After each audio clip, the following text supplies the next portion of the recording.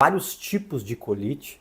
Quero falar em relação qual o tratamento, como fazer diagnóstico e alguns cuidados alimentares. Eu sou o Dr. Fernando Lemos, eu sou coloproctologista, cirurgião especialista das doenças do intestino e criador de um dos maiores canais médicos do Brasil, chamado Planeta Intestino. E se por acaso você é novo aqui, eu te faço um convite, faça parte da nossa família Planeta Intestino. Clique onde diz inscrever-se, se puder fazer agora para não esquecer. Dê um like, curta esse canal é meu, o canal é seu. Porque aqui nós só trazemos informações baseadas na ciência, com comprovação científica. Logo, você pode ouvir o que nós trazemos aqui e seguir tranquilamente. Pessoal, na minha prática diária, que eu atendo inúmeros pacientes por semana, opero outros tantos também na mesma semana, os pacientes chegam para mim e dizem: doutor, tal médico diz que eu tenho colite. E eu digo: como é que você sabe? Ou melhor, como é que o teu médico diagnosticou colite? Não, ele disse que eu estou com uma diarreia, então é colite. Outro disse que eu estou com uma dor abdominal, é colite. Pessoal, primeiro de tudo, o que é colite? Colite é uma inflamação no intestino grosso que nós chamamos de cólon. Por isso não é colite. Quando nós falamos retite, é uma inflamação no reto. Enterite é uma inflamação no intestino delgado. Então, colite é algo muito específico para o cólon, para o intestino grosso. Esse é o primeiro conceito. Outra coisa, para nós podermos saber se tem colite, tem que ter feito uma colonoscopia e tem que ter feito uma biópsia, mandar para patologia e vir o diagnóstico lá como colite.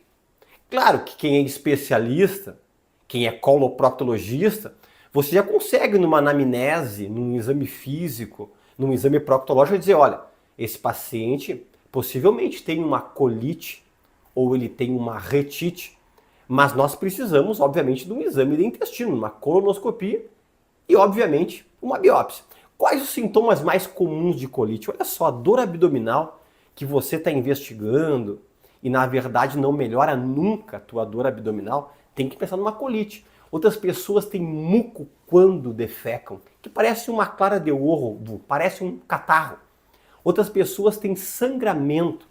Às vezes é um sangramento que não é em grande quantidade, outra vez pode ser em grande quantidade, outra vez pode ser misturado com muco. Outras pessoas dizem: doutor, eu elimino gases, flatos, e vem um catarro junto na minha cueca, na minha calcinha, na roupa íntima.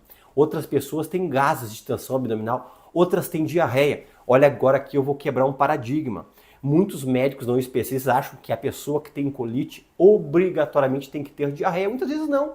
15% dos pacientes, e alguns estudos falam 18% dos pacientes que têm colite, as mais variadas, podem ser constipados. Eu tenho pacientes minhas que ficam 8, 9 dias sem defecar e têm colite. Obviamente é mais infrequente, mas existe. Mas, pessoal, o segredo principal tem que saber qual colite. Porque dependendo da colite, é o tratamento mais adequado.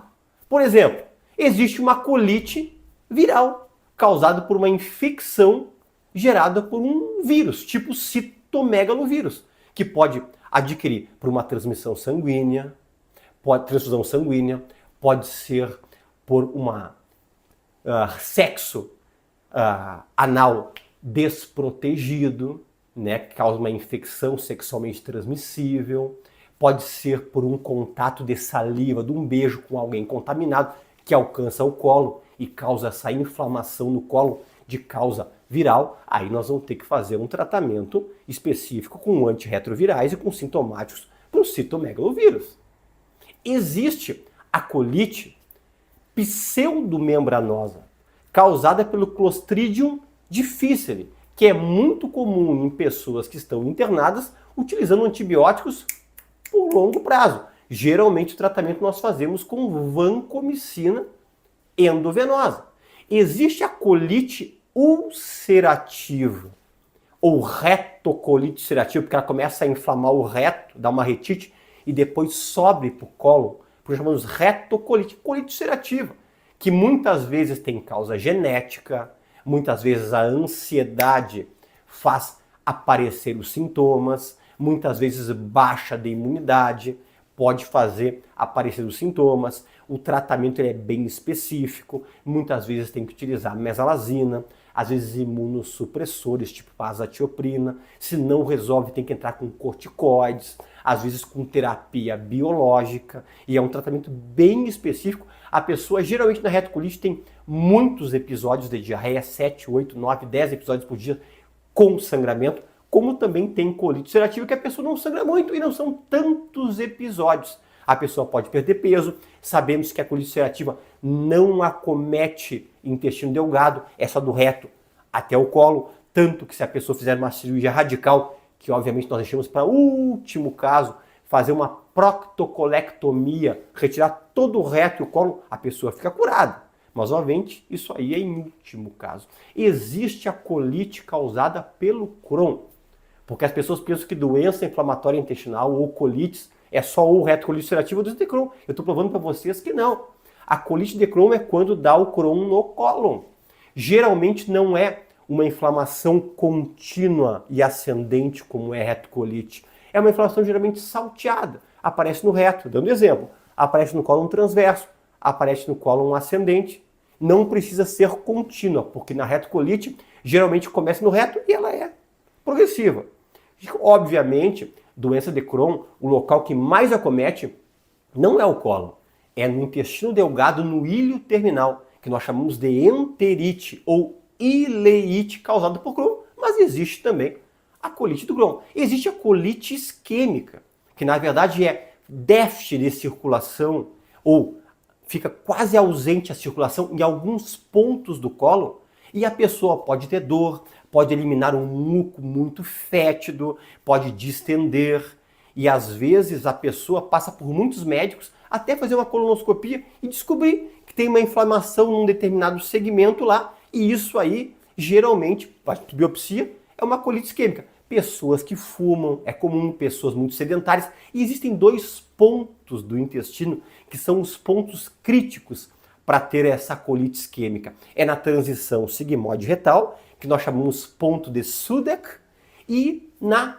flexura esplênica do cólon, que nós chamamos de ponto de Griffith, que geralmente é dois locais onde tem a circulação vai se encontrar e fica uma área com déficit circulatório. Lembrando que nosso cólon, nosso intestino grosso, ele é extremamente vascularizado e irrigado, mas nesses pontos existe uma fragilidade. Tratamento muitas vezes tem que ser usado como vasodilatadores, outras vezes tem que internar para fazer antibiótico terapia, muitas vezes tem que fazer uma hidratação endovenosa, ok? Existe a colite inespecífica, que o patologista diz, olha, não se enquadra em Crohn, não se enquadra em retocolite, nenhum tipo, é inespecífica. Você faz a colonoscopia, tem uma inflamação, uma hiperemia, que é uma vermelhidão, uma friabilidade que você toca e sangra com facilidade, às vezes num ponto no sigmoide ou no cólon ascendente, vem biópsia como inespecífica.